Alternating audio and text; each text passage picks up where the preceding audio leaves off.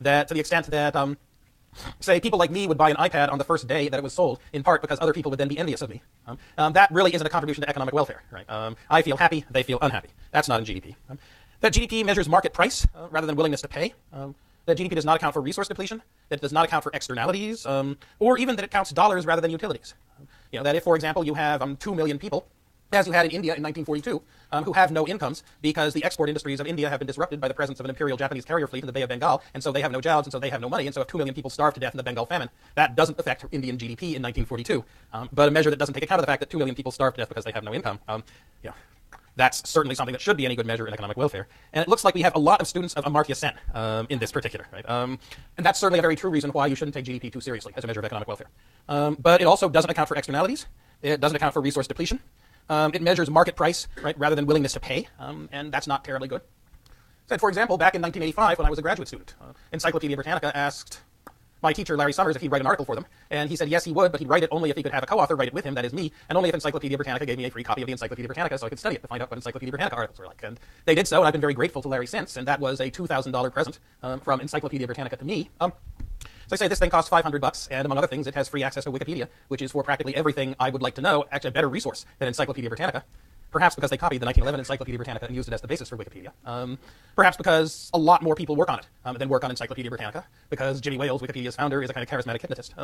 The fact that when I buy this, it only counts as $500 of value added, as opposed to, well, this has use X, it replaces an encyclopedia, which would cost me $2,000. It largely replaces a television, which would cost me $400. It replaces me 8 trips to Widener Library at Harvard over the course of a given year. Add all those up, and you could easily say that something like this would produce as much utility to me as $10,000 worth of expenditures that I would have made back in 1985. Back in 1985, when I was a little bit more than your age. That's a huge addition to at least my economic welfare that's not captured in GDP accounts. So measuring market price rather than willingness to pay, and also it doesn't incorporate spite or envy effects either. So all 5 of these answers are correct. It's not a very good measure, but it's an easy to calculate one. It's one we all use, and because we all use it, we're not going to move off of it anytime soon. Perhaps we should. The components of GDP. As I said, there's consumption spending by households of currently produced goods and services. Valued at market prices, there's only one big exception to consumption spending being what people actually buy, and that's imputed rent on owner-occupied housing. That is because about half of Americans rent and half of Americans live in houses that they own. In order to try to put things on a level playing field, the people constructing the GDP accounts take a look at all the people who own their own homes, and they say, about how much would they be paying in rent if they were renting these homes rather than owning them? That's a useful service produced by the economy, the ability to live in a house. It's not fair to count half of that in GDP and not count the other half. We'll count all of it by saying that that people who live in houses that they own should be thought of as in some sense paying themselves rent. Investment spending by businesses, seeking to expand their productive capacity by adding to their capital stock, or needing capital to replace or repair worn out or obsolete capital. Ideally, when you tried to measure the size of the economy, you'd say, wait a minute, you just want to measure that part of investment spending that's firms expanding. You don't want to measure that part of investment spending which is firms replacing stuff that's gotten worn out or obsolete. That's just a normal cost of business. That's not actually provision for the future. That's just keeping things as we are. We would like to be able to count net investment by businesses rather than gross investment. And so we'd like to be able to calculate net domestic product rather than gross domestic product. The Commerce Department's Bureau of Economic Analysis does so, but it doesn't like its net domestic product numbers because it doesn't trust its ability to distinguish investments by businesses that expand from investments by businesses that simply repair things that are wearing out. As a result, we talk almost all the time about GDP, even though we think it's in some sense the wrong statistic, because we have a firmer estimate, a better estimate of it, than of the better statistic, net domestic product. What's also the case is when you think about what a firm owns that's productive, it's not just the machines and the buildings it owns. It's also all the goods that it's making and all the goods that it's made and it hasn't sold yet. That those are productive assets as well. Hence, inventories are a part of the capital stock, which means that increases in inventories are a part of investment spending and are counted in GDP, and that causes significant problems. That is, when the textile firms in Los Angeles make and Macy's buys a huge amount of pants, that people say, God, those are really ugly, we're not going to buy them. They sit in Macy's as an addition to inventory. When Macy's constructs its inventory at the end of the year, it says we have all these pants. We've greatly added to the stock of goods we have in the store. Inventory's gone way, way up. But that's not actually something that's productive, because those pants are then going to be sent off to TJ Maxx and sold at a highly discounted value to people who wear them 3 or 4 times and then hide them in the back of the closet out of shame, or whatever. The fact that investments, that when firms make mistakes and produce the wrong stuff, this shows up in the GDP accounts as an increase in inventories, and thus counts in GDP is another problem with the statistic. Government purchases, things the government buys to make citizens happier. It's in there because we don't want GDP to change if the government role expands or contracts, but if consumers are still receiving the same goods and services. We don't want changes in the government's role to cause big changes in measured GDP.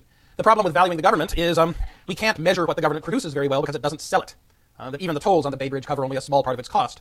We can, however, measure pretty much what government buys, which means that government purchases are a good place to try to measure the contribution to GDP. And last, there's net exports, because we want a measure of production more than we want a measure of spending, and you have to add net exports or subtract net imports to consumption, investment, and government purchases in order to get a version of production. I said before why we don't count intermediate goods, because businesses aren't brains and aren't happy when they buy things. We count only final goods. I said that GDP minus capital depreciation equals net domestic product. There are also a couple of other measures that you'll sometimes see. That gross domestic product is a measure of the value of all the stuff produced by people and capital located in the United States, there are bunches of U.S. citizens and permanent residents abroad. There are a bunch of citizens and residents of other countries here. There's a bunch of property in one country that's owned by citizens of another. There's an alternative statistic, gross national product, which is the value of everything produced by the citizens of the United States, whether it's produced here or in Thailand or whatever. We focus on GDP largely because we're not too confident of our ability to estimate GNP, because keeping track of property flowing across countries and people is rather difficult. We also sometimes look at final sales of domestic product as a way of getting away from the inventory problem, from the counting as productive things, rises in inventories that aren't really there. So we look not at what's made, but at what's sold. And we also look at total final sales, how much people in America are spending, which is final sales of domestic product plus net imports, and it tells us how much we're spending rather than just how much we're spending on domestically made goods. We can estimate GDP at a couple of different points. The way we estimate it is we look at what businesses make and what people buy, that's GDP, by arithmetic. GDP should be equal to GDI. Gross domestic product should be equal to gross domestic income, which is what businesses pay out in wages, salaries, fringes, rent, and profits. That after all, what people buy is the amount of money that flows into businesses. And the business then sends that money out, either to in wages and salaries and fringes to its workers, in rent to owners of land and natural resources, in profit to owners of capital. The business isn't itself a thing that earns money. It spends it out and gives it to somebody else. That every dollar that flows into a business should then flow out to somebody else as a dollar of income. And if we try to measure gross domestic product and gross domestic income, we should get the same numbers. Actually, we don't. Right now, gross domestic income is running behind gross domestic product by 2 or 3% or so. Sometimes it runs ahead of, sometimes it runs behind it. The difference between GDP and GDI has the nice name of the statistical discrepancy. Something's gone wrong with our estimation system somewhere. We're not entirely sure where. It's something to worry about. So, back to your eye clickers. What's our basic adding up equation for the components of GDP? What's the most important thing to keep in mind when you try to figure out what GDP is, in terms of what different flows of spending do we take together and add up in order to produce it? And we're at 82. Right, y equals c plus I plus g plus net exports. That's 68%. That's pretty good. That's what we're looking for. We want the plus in net exports rather than the minus. The idea is we want a measure of production, so we have to take the amount of spending in the United States, c plus I plus g, and then add to that the difference between spending and production. And if we're exporting more than we're importing, if net exports are positive, that means we're producing more than we're spending, and we want to add that to GDP. Subtracting net exports would produce a measure that isn't coherent at all. It would mean the more we produce and the more we exported, the lower GDP would be. We very much want the plus net exports there. What is GDP? Well, let's go back to the peak of the last business cycle, to the third quarter of 2007, when someone appeared on the news one morning and reported that the Commerce Department's Bureau of Economic Analysis reported that third quarter GDP had been $14.1799 trillion at an annual rate. What does that mean? It doesn't mean that we produced $14 trillion and change of stuff in the third quarter of 2007. Because the GDP number was reported at an annual rate, that is in dollars per year. What it means is the pace of production in the third quarter of 2007, in July, August, and September of 2007, was such that if we kept producing at that rate for an entire year, we'd have produced 14.1799, etc., trillion dollars. Actually, we produced only a quarter of that in the third quarter. But it's conventional to report GDP statistics as annual rates because the general idea is it's an ongoing flow. It's very much like a velocity. It's not a stock of goods. Instead, it's a flow of production. That we're producing 14.18 trillion this year and next year and the year after and so forth. It's a measure of economic activity. It's not a stock of wealth. Of this, 31 billion at an annual rate was a change in inventories. Now, that doesn't mean that businesses' inventories at the end of September were 31 billion higher than they'd been at the end of June. It's an annual rate. Right? They were saying that inventories were building up at such a pace that if things continued for a year, there'd be 31 billion more of inventories.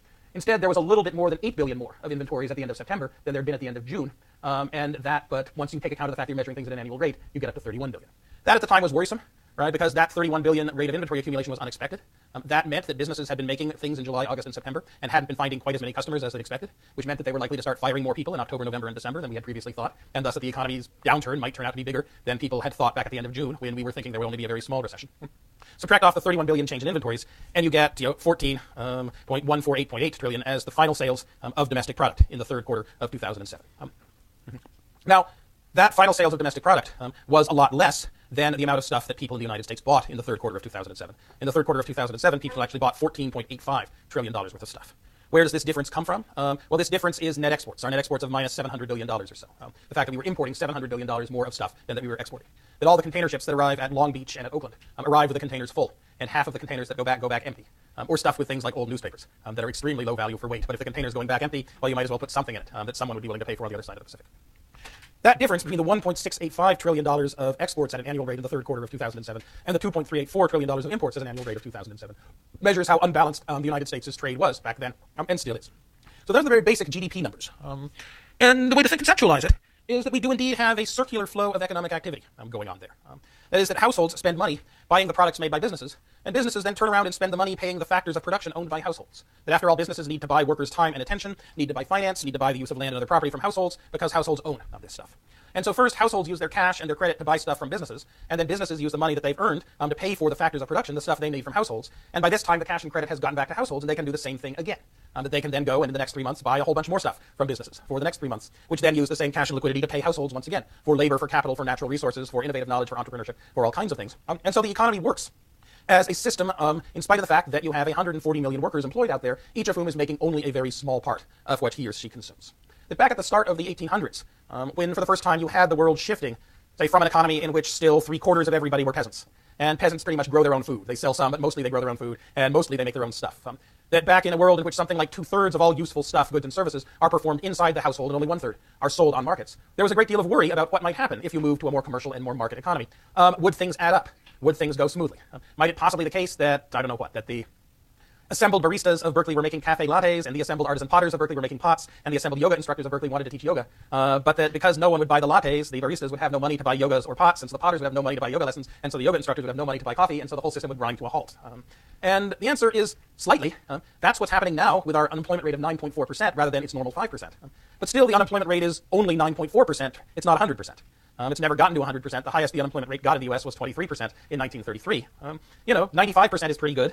90.6% employment rate, that's not great. Actually, that's terrible, but it's that 90.6% of workers in America employed is much better than zero. But the circular flow of economic activity, by and large, works. And when you track the circular flow, we really need to keep track of 5 different things that happen aside from the overall flow back of incomes from businesses to households as they buy the labor, time, and the capital and the brains of households to produce. We need to keep track of the flow of consumption spending. You need to keep track of the flow of taxes from households to governments. And we used to run a government surplus. Now we don't. Now this arrow should go the other way. And we have a flow of money from financial institutions to governments as the government borrows money. And the flow of net taxes and of the government deficit is together what the government gets that it then uses to pay for its purchases. You also have the savings of households, which flow into financial markets. And some of them are then diverted to government as the government borrows. The rest of it is then borrowed by businesses, which uses them to finance their investment spending to expand their capacity. And over on the far right, we have this diversion of the flow of spending from domestically produced goods to foreign goods, that is net imports. And indeed, when you have a large amount of net imports, the $700 billion a year we were having back in 2007, well, what does that mean? That means that U.S. consumers and businesses have paid foreigners $700 billion extra dollars that the foreigners have not then used to turn around and buy products from the United States. What, if you're living in China or Saudi Arabia or Germany, do you do if someone has just paid you $700 billion? You can't use dollar bills to buy stuff in China or Saudi Arabia or Germany. Well, actually, you can, but those are usually suitcases full of $100 bills, which are used in illegal transactions. But unless you're going to become part of organized crime, global organized crime, which most people aren't, what do you do if you sold something to an American consumer, but there's nothing that America is producing and exporting that you want to buy? Well, you take your money and you go to a U.S. commercial and investment bank, and you say, here, I have these $700 billion, invest them for me. And so the last part of the circular flow of economic activity is this flow back by which foreigners are investing in the United States and are contributing money that then enters the banking system and then is borrowed or invested in businesses and used to fund businesses' expansion of capacity. You can look at this trade deficit 2 ways. On the one hand, you can say that U.S. consumers are buying stuff from foreigners and costing us jobs. On the other hand, you can say that foreigners are investing in America and making us more productive. Both ways are about equally true.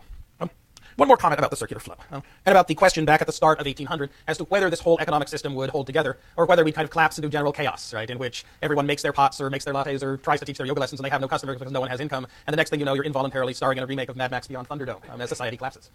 Which, it sometimes does. It came very close to collapsing during the Zimbabwean hyperinflation of the past decade, in large part because the fact that the government couldn't tax and wanted to spend was printing up huge amounts of money meant that the division of labor close to fell apart. Well, one of the very first economists is this French guy named Jean-Baptiste Say, who I feel a certain affinity to, because I was a reasonably senior official, a deputy assistant secretary of the U.S. Treasury in 1993 and 1994. And Jean-Baptiste Say, back in 1791 and 1792, he also was kind of a young man on the make, and he also got a fairly senior job at the French Treasury, that of special assistant to the Secretary of the Treasury, Etienne Clavier, and was looking forward to a nice kind of government career.